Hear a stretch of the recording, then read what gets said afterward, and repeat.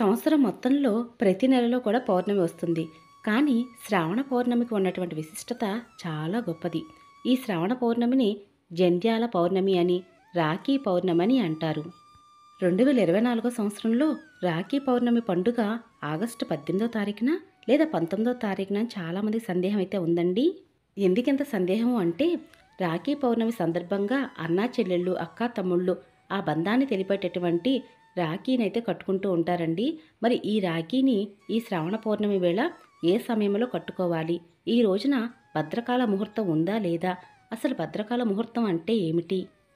ఆ భద్రా ముహూర్తంలో ఎందుకు రాఖీ కట్టకూడదు అనే విషయాన్ని తెలుపుతూ, అలాగే శ్రావణ పౌర్ణమి వేళ పూజని ఎలా చేయాలి, పౌర్ణమి వేళ లక్ష్మీదేవి అమ్మవారి యొక్క అనుగ్రహం కోసం క్షీరదీపాన్ని ఎలా వెలిగించాలి అనే విషయాన్ని కూడా ఈరోజు పూజా విధానంలో తెలుసుకునే ప్రయత్నం చేద్దామండి. పూజా విధానం ఎక్కడ స్కిప్ చేయకుండా చివరి వరకు చూసినట్లయితే ప్రతి ఒక్క విషయం కూడా చాలా చక్కగా అర్థమవుతుంది. అందరికీ నమస్కారం అండి. అందరూ ఎలా ఉన్నారు? బాగున్నారా? నేను బాగున్నాను. మీరు ఇంకా బాగుండాలని మనస్ఫూర్తిగా కోరుకుంటున్నాను. లక్ష్మీదేవి అమ్మవారికి పౌర్ణమి తిథి అన్నా, అమావాస్య తిథి అన్నా చాలా ఇష్టమండి. అమ్మవారికి ఇష్టమైన తిథులలో అమ్మవారిని పూజించడం వలన అమ్మవారి యొక్క అనుగ్రహం శీఘ్రంగా కలుగుతుంది. 2024 సంవత్సరంలో శ్రావణ పౌర్ణమి ఏ తేదీన వచ్చింది? పౌర్ణమి తిథి సమయం ఎప్పటి నుంచి ఎప్పటి వరకు ఉంది? భద్రకాల ముహూర్తంలో రాఖీని కట్టకూడదు కదా. మరి రాఖీని కట్టే సమయాన్ని తెలుపుతూ మీకు ఈరోజు పూజా విధానం అయితే చెప్పబోతున్నానండి. కాబట్టి వీడియో ఎక్కడ స్కిప్ చేయకుండా చివరి వరకు చూడండి. స్వస్తి స్త్రీ చాంద్రమాన క్రోధినామ సంవత్సరం దక్షిణాయనం వర్ష ఋతువు శ్రావణ మాసం శుక్లపక్షం పౌర్ణమి తిథి ఎప్పటి నుంచి ఎప్పటి వరకు ఉందంటే 2024 సంవత్సరంలో ఆగస్టు 19వ తారీఖు తెల్లవారుజామున 2:30 నుండి మొదలై రాత్రి 12:45 వరకు ఈ పౌర్ణమి తిథి అనేది ఉందండి. ఎప్పుడు కూడా మన శాస్త్రాల ప్రకారం సూర్యోదయానికి ఏ తిథి అయితే ఉంటుందో ఆ తిథిని పరిగణలోకి తీసుకుని ఆ రోజైతే పండుగను జరుపుకుంటూ ఉంటాము. కాబట్టి ఆగస్టు 19వ తారీఖు సోమవారం శ్రావణ పౌర్ణమి వేళ రాఖీ పండుగను అందరూ జరుపుకోవాలి. రాఖీ పండుగ అంటే అన్నా చెల్లెళ్ళు, అక్కా తమ్ముళ్ళే కాకుండా ఇంకెవరైనా కట్టుకోవచ్చా అంటే కట్టుకోవచ్చండి.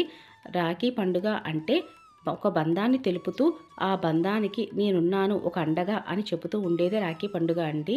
కాబట్టి అన్నా చెల్లెళ్ళు, అక్కా తమ్ముళ్ళే కాకుండా అమ్మా కూతుళ్ళు, ఇద్దరు అక్కా చెల్లెళ్ళు, అలాగే ఇద్దరు అన్నా తమ్ముళ్ళు ఎవరైనా సరే కట్టుకోవచ్చు.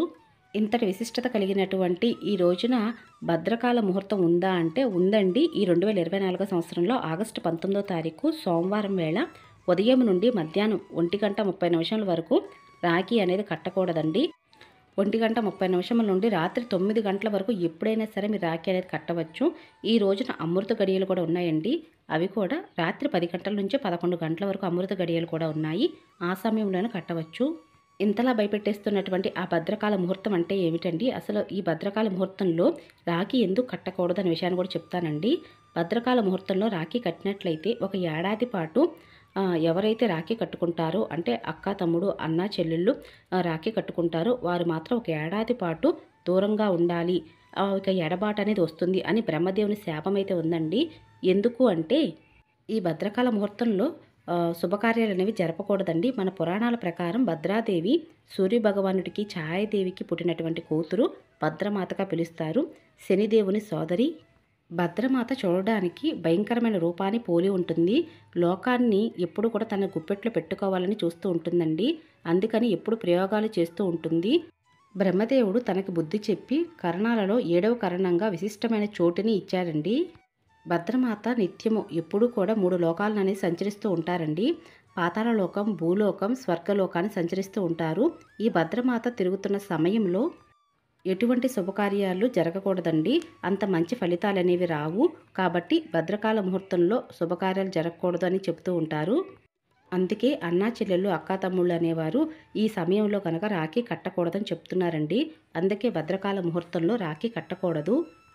ఈ భద్రకాల ముహూర్తం అనేది శ్రావణ పౌర్ణమి వేళ అంటే ఆగస్టు 19వ తారీఖు సోమవారం మధ్యాహ్నం 1:30 సమయం వరకు ఉందండి.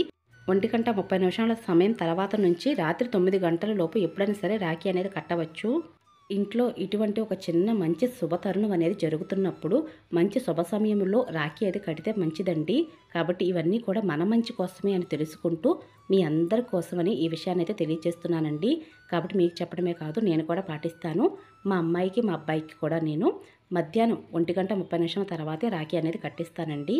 ఈ విషయాన్ని మీరు తెలుసుకోవటమే కాకుండా ఈ వీడియోని 10 మందికి షేర్ చేయటం వల్ల వారందరూ కూడా తెలుసుకుంటారండి. అలాగే ఈ శ్రావణ పౌర్ణమి వేళ అమ్మవారి యొక్క అనుగ్రహం కోసం పౌర్ణమి తిథి సమయం ఉన్నప్పుడు పూజ చేస్తే చాలా అంటే చాలా మంచిదండి. అందులోనూ సోమవారం వేళ సాయంత్రం ప్రదోష కాలంలో 6 గంటల సమయానికైతే ఈ పూజనైతే చేయవలసి ఉంటుంది. మీరు ఈ పూజని దేవుని మందిరంలోనూ లేదా సపరేట్గా పూజాపీఠాన్ని ఏర్పాటు చేసి పూజ అయితే చేయవలసి ఉంటుందండి.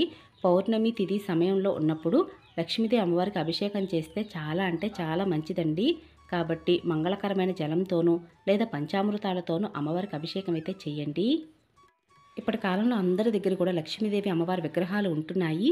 ఒకవేళ మీ దగ్గర కనుక లక్ష్మీదేవి అమ్మవారి విగ్రహం లేనట్లయితే మీరు వీడియోలో చూస్తున్నట్లుగా పసుపు లక్ష్మీదేవి అమ్మవారిని కూడా పూజలో పెట్టి పూజ అయితే చేయవచ్చండి. ఈ పసుపు లక్ష్మీదేవి అమ్మవారిని ఎలా తయారు చేసుకోవాలనే విషయాన్ని, అలాగే పసుపు లక్ష్మికి అభిషేకం ఎలా చేయాలనేది మన ఛానల్లో వీడియోస్ ద్వారా ముందుగానే మీ అందరికీ షేర్ చేశానండి. మనం ఎన్ని పూజలు చేస్తున్నప్పటికీ కూడా నిర్మలను భక్తి భావనతోనే పూజ అయితే చేయవలసి ఉంటుందండి. కాబట్టి పూజ చేస్తున్నంతసేపు కూడా అమ్మవారిని మనసులో తలుచుకుంటూ అమ్మవారిని చూస్తూ పూజ అయితే చేయండి. మనసు ఎక్కడో శరీరం ఎక్కడా అన్నట్టు పూజ అయితే చేయవద్దండి. అటువంటి పూజలకు అసలు ఫలితం అనేది ఉండదు. కాబట్టి మీ అందరికీ కూడా మరొకసారి చెప్పడం ఏమిటి అంటే, చేస్తున్న పూజ కాసేపు అయినప్పటికీ కూడా భక్తి భావనతోటి అమ్మవారిని చక్కగా నిండు ఆర్తితో భక్తితో పూజ అయితే చేయండి. మీరు అనుకున్నటువంటి కార్యాలన్నీ కూడా త్వరలోనే నెరవేరుతాయి. మనం 10 నిమిషాలు కూడా పూజలో మనసును లగ్నం చేసి పూజ చేయనప్పటికీ కూడా అమ్మవారు మనకు అన్ని కోరికలు తీర్చాలని అందరం కోరుకుంటూ ఉంటాము. కాబట్టి అటువంటి యొక్క భక్తి భావనతోటి అమ్మవారిని మనం గెలుచుకోలేమండి. నిర్మలమైన భక్తి భావనతోటి అమ్మవారి యొక్క అనుగ్రహాన్ని అయితే పొందగలుగుతామండి. ఇక అమ్మవారికి అయితే అభిషేకం చేసిన తర్వాత ఒకసారి శుద్ధమైన జలంతో శుభ్రం చేసి ఆ తర్వాత పొడి బట్టతోటి తుడిచి ఇక గంధం కుంకుమతో అయితే అలంకరణ చేస్తున్నానండి. అమ్మవారికి మంచి సువాసన వచ్చేటువంటి పువ్వులతో అలంకరణ చేయటం అన్నా లేదా ఇలా గంధము కుంకుమతోటి అలంకరణ చేయడం చాలా ఇష్టమండి. మీరు ఈ విధంగా అమ్మవారి పటానికి కూడా గంధం కుంకుమతో అలంకరణ చేయవచ్చండి. ఈ గంధం కూడా అష్టగంధం తీసుకున్నానండి. మంచి సువాసన అయితే వస్తూ ఉంటుంది.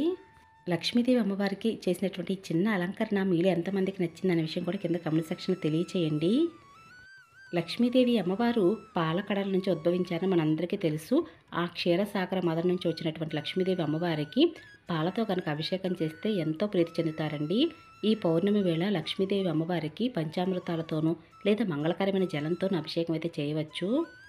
అలాగే ఈరోజు పూజలో అంటే పౌర్ణమి తిథి వేళ కామాక్షి దీపాన్ని వెలిగిస్తే చాలా అంటే చాలా మంచిదండి. అలాగే లక్ష్మీదేవి అమ్మవారిని ఇలా ఒడ్లు పైన ప్రతిష్ఠించుకోవాలి. లేదా కొద్దిగా బియ్యం పోసైనా సరే అమ్మవారి విగ్రహాన్ని పెట్టుకోవచ్చు. ఇంకా అమ్మవారికి ఇష్టమైనటువంటి సుగంధభరితమైన సువాసన వచ్చేటటువంటి పూలతో అయితే అలంకరణ చేయండి.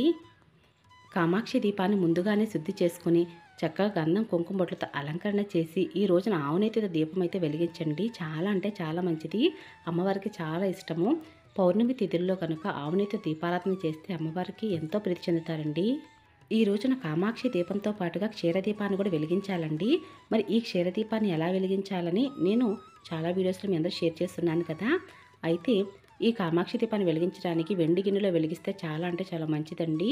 ఒకవేళ మీ దగ్గర కనుక వెండి గిన్నె లేనట్లయితే ఒక గాజు బౌలైనా తీసుకొని సగానికి పైగా ఆవు పాలను పోసి కొద్దిగా ఆవు నెయ్యిని వేసి ఆ పైన తమలపాకుని ఇలా కట్ చేసుకుని చిన్న రంధ్రం ద్వారా ఒత్తినైతే పైకి పెట్టుకుని చక్కగా వెలిగించాలండి. ఈ విధంగా వెలిగించే దీపాన్ని క్షీరదీపం అని అంటారు. 2 క్షీరదీపాలు వెలిగించవచ్చా అంటే వెలిగించవచ్చండి. 2 క్షీరదీపాలు ఎన్ని క్షీరదీపాలైనా సరే ఈ రోజున వెలిగించవచ్చు. ఇదిగోండి ఇలా తమలపాకు అయితే ఇలా చిన్న బెజ్జలు లాంటివి చేసుకొని ఆ తర్వాత ఇలా 2 ఒత్తులు ఒత్తుగా చేసి దీపం అయితే వెలిగించవలసి ఉంటుంది. ఆవు నెయ్యినైతే వేయవలసి ఉంటుందండి. ఎక్కువసేపు ఈ దీపం అయితే వెలుగుతూ ఉంటుంది. అలాగే సాయంత్రం వేళ పౌర్ణమి తిథి సమయాన సోమవారం ప్రదోష సమయాన ఈ దీపాన్ని వెలిగిస్తే చాలా విశేషమైనటువంటి దీపం అండి. కాబట్టి చాలా మంచి శుభ ఫలితాలు అనేవి కలుగుతాయి. క్షీరదీపం వెలిగించిన తర్వాత ఆ క్షీరదీపం యొక్క కాంతులలో లక్ష్మీదేవి అమ్మవారిని చూస్తున్నప్పుడు మరింత ప్రకాశవంతంగా అమ్మవారు కనిపిస్తూ ఉంటారండి. ఇలా చూస్తున్నప్పుడు మనసుకు చాలా సంతోషంగా ఉంటుంది. అలాగే మనసు చాలా ప్రశాంతంగా కూడా ఉంటుంది. ఇలా క్షీరదీపాన్ని శ్రావణ పౌర్ణమి వేళే కాకుండా ప్రతి పౌర్ణమి రోజు కూడా వెలిగించవచ్చండి. అలాగే అమ్మవారు పూజ చేస్తున్నప్పుడు ఈ రోజున రాఖీ పండుగ కదండి. రాఖీలు ఉన్నట్లయితే పూజలో పెట్టి పూజించిన తర్వాత రాఖీ అయితే కట్టించండి. అయితే ఒకవేళ మీ దగ్గర రాఖీ లేనట్లయితే ఇటువంటి తెల్ల దారం ఒకటి తీసుకొని 5 పోగులు లేదా 9 పోగులైనా వేసి నిండుగా పసుపు కానీ ఇలా గంధము కానీ ఎక్కడ తెరలు లేకుండా రాసి కుంకుమ అలంకరణ చేసి అమ్మవారి ముందు ఉంచి నమస్కరించుకొని ఆ తర్వాత అన్నయ్య కానీ లేదా అక్క తమ్ముళ్ళు కానీ లేదా అన్న చెల్లెలు కానీ ముందుగా ఎవరైతే ఈ రాఖీని కడుతున్నారో దీపాన్ని వెలిగించి ముందుగా నుదుటిన బొట్టు పెట్టి ఆ దీపాన్ని చూపిస్తూ చేతికైతే రాఖీ కట్టాలండి. రాఖీ కడితే ఈ మంత్రం అయితే చదవాల్సి ఉంటుందండి. యానబందో బలిరాజా దానవేంద్ర మహాబల తేనత్వమభి బధ్నామి రక్షే మాచలా మాచలా అనే మంత్రం అయితే చదవాల్సి ఉంటుందండి. దీని యొక్క భావం ఏమిటి అంటే, ఓ రక్ష బంధనమా, మహాబలవంతుడు రాక్షస రాజు అయిన బలి చక్రవర్తిని బంధించినావు కాబట్టే నేను ధరిస్తున్నాను అని అర్థం అండి.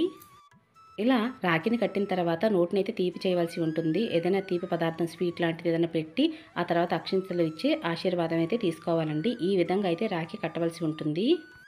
ఇక ఈరోజైతే అమ్మవారు పెట్టవలసిన నైవేద్యం క్షీరాన్నం అండి. పాలతో చేసిన నైవేద్యం ఏదైనా లేదంటే పండ్లైన నైవేద్యంగా పెట్టండి. అమ్మవారికి నిండుగా మంగళహారతులు అవి ఇచ్చి నమస్కరించుకుని అమ్మవారి పూజ చేసినప్పుడు అక్షంతలు అవి కూడా తల మీద వేసుకోండి. ఈ విధంగా చేయటం వల్ల శ్రావణ పౌర్ణమి వేళ చేసినటువంటి పూజా విధానానికి పూర్తి ఫలితం అయితే దక్కుతుంది. ఇక ఇదేనండి ఈరోజు పూజా విధానం. మీ అందరికి నచ్చింది, యూస్ఫుల్ అవుతుంది అనుకుంటున్నాను. మీరు ఎవరికైనా సరే ఈ శ్రావణ పౌర్ణమి వేళ లక్ష్మీదేవి అమ్మవారికి పూజ ఎలా చేయాలి, క్షీరదీపం ఎలా వెలిగించాలనే విషయాన్ని తెలియజేస్తున్నాను కాబట్టి మీ అందరికి కూడా వీడియో నచ్చుతుందని అనుకుంటున్నాను. మరొక మంచి పూజా విధానంతో మళ్ళీ కలుసుకుంటానండి. ఇక అప్పటి వరకు నమస్కారం అండి.